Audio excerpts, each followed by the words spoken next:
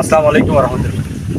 কোন ব্যক্তি কি দৈনিক 1000 নেকি আদায় করতে সক্ষম? হাদিস তিরমিজি 3606 নম্বর হাদিস। সাদ ইবনে আবু ওয়াক্কাস রাদিয়াল্লাহু তাআলা আনহু বর্ণিত, তিনি বলেন, আমরা রাসূল সাল্লাল্লাহু আলাইহি সাল্লামের কাছে একদিন ছিলাম। সেই সময় রাসূল সাল্লাল্লাহু আলাইহি সাল্লাম আমাদেরকে বললেন, তোমাদের কেউ কি দৈনিক 1000 নেকি আদায় করতে সক্ষম? তখন আমরা যারা বসেছিলাম তারা বললাম, আল্লাহ রাসূল, আমরা কিভাবে 1000 নেকি আদায় করব?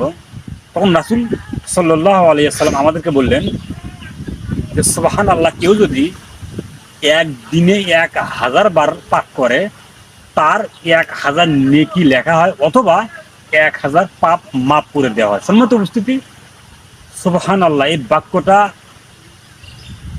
জবানে একেবারে ছোট, হয়তো 2 সেকেন্ড লাগবে, আর একদিনে 1000 পাঠ করা খুব একটা জুলুম নয়। অতএব আমরা চেষ্টা করব সুবহানাল্লাহ 1000 পাঠ একদিন পাঠ করার জন্য। তাহলে 100 বার পাঠ করার জন্য 100 বার পর যদি আমরা সুবহানাল্লাহ পাঠ করি, তাহলে 1000 নেকি লিখে দেওয়া হবে, অথবা 1000 পাপ আমার আপনার মিটিয়ে দেওয়া হবে।